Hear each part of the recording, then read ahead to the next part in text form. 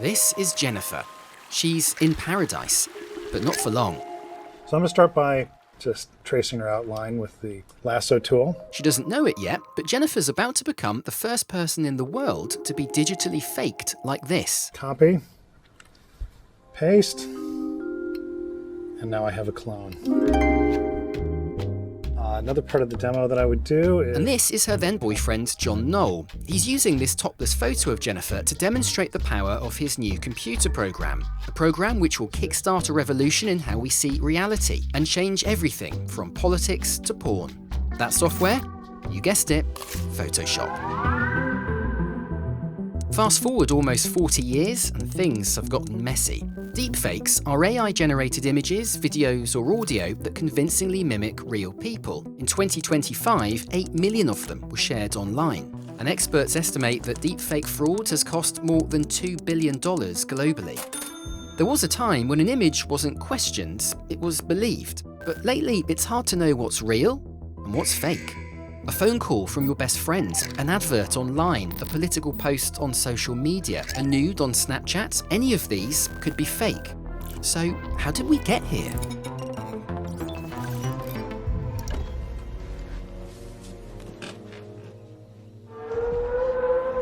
Before Photoshop, fake images were expensive and difficult to produce. As movies like Jurassic Park and Forrest Gump show, you needed Hollywood-level visual effects to make a fake. Congratulations. How do you feel? I gotta pay.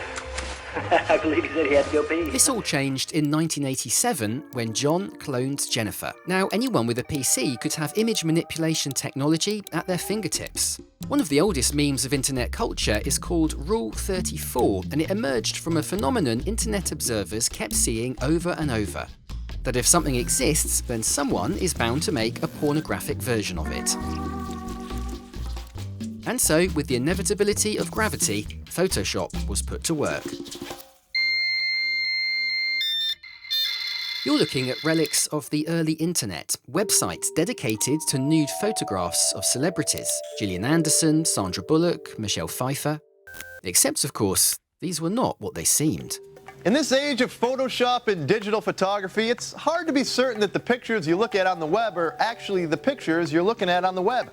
Our next guest makes his business to separate the real from the fake. By the turn of the century, the young internet was flooded with fake images. This guy, Ed Lake, called himself the fake detective, and he made it his mission to expose them. Yeah, so there are several fakes of Gillian Anderson on the internet, and so I hunted down the headshot. This particular one, her head was tilted at like a 45-degree angle. When I found a real headshot, I found that her earring on a real shot was hanging straight down, but in the fake, it was hanging at a 45-degree angle.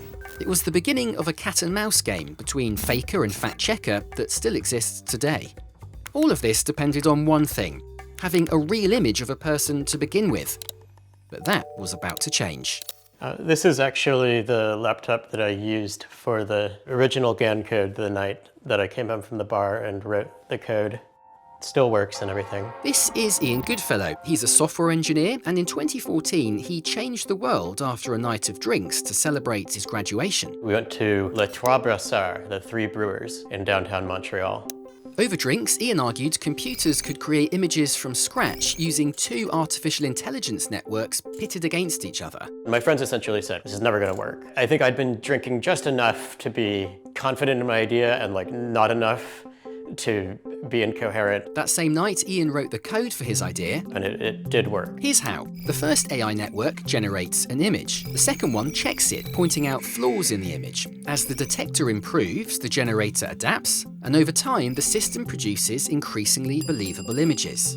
Ian called it a generative adversarial network, or GAN for short. These are what the first samples produced by the GAN looked like. He started by creating images of numbers. After the last digit on each row, we show what the most similar one from the data set is. And then moved on to faces. Yeah, these faces look really bad by modern standards, but at the time it was pretty exciting.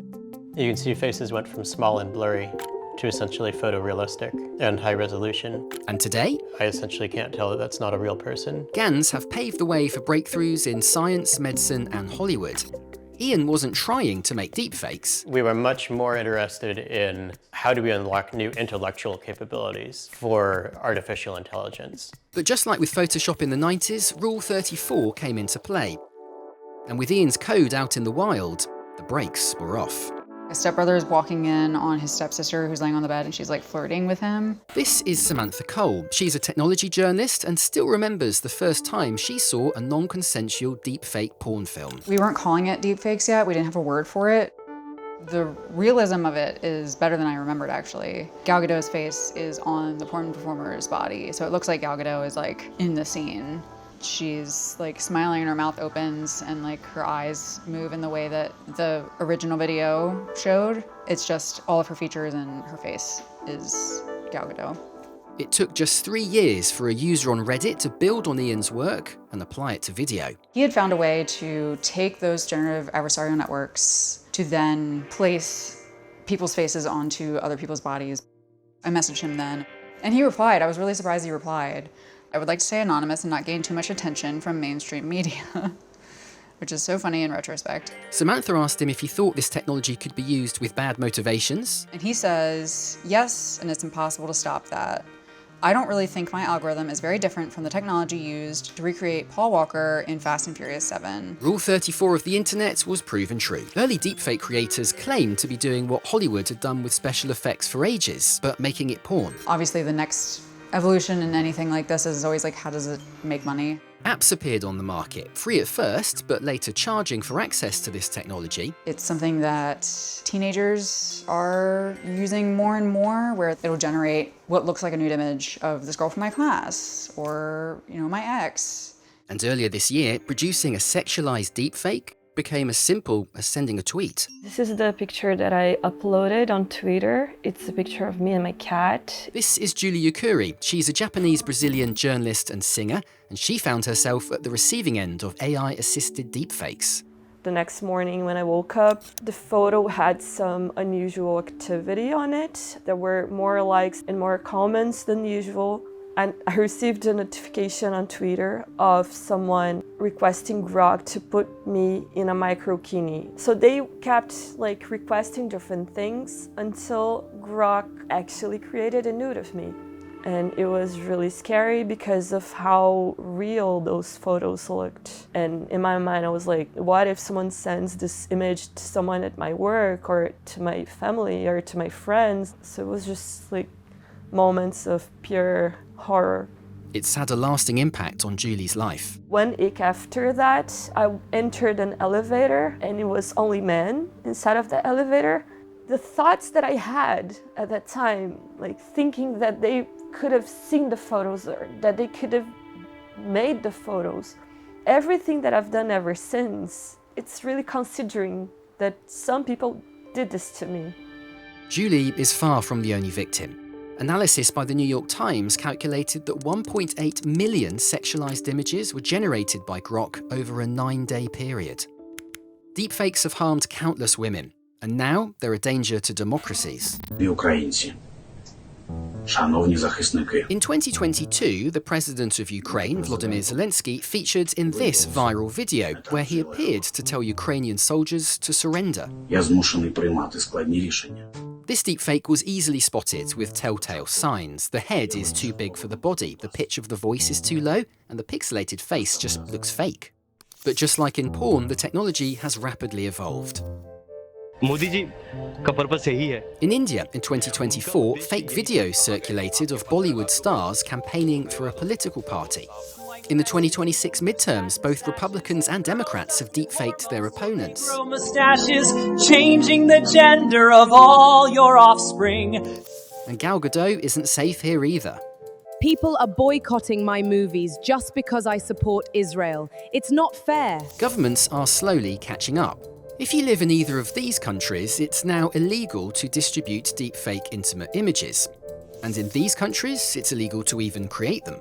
In the USA, a federal law bans sharing intimate deepfakes, and all but 4 states have further legislation on them. And all these countries are in the process of introducing legislation or rely on existing laws to tackle deepfake intimate image abuse. But only in a handful of countries, including these, are political deepfakes banned. EU law just requires them to be clearly labelled. Even tech billionaires can be pressed to take responsibility. Elon Musk initially dismissed the deepfake problem on X, but after public outcry, the platform stopped Grok generating images of real people in revealing clothing. But until they catch up, we can learn to spot the fakes ourselves. In many ways, I think we are going to have to go back to the way that people used to live before there was video. People used to have to just use critical thinking to reason about who to trust and what to believe. If images can't be trusted anymore, we can't just look at them. We need to look around them. Have they been designed to elicit an emotional reaction? Could they be used for financial or political gain? Do they look too perfect, seem unnatural, or have visual inconsistencies? And most importantly, if you aren't completely sure what you're looking at is real, don't believe it, and don't share it with the rest of us. The cat and mouse game continues, and the mice are only getting better. But with an eye for the bigger picture and a healthy dose of skepticism, the cats can still stand a chance.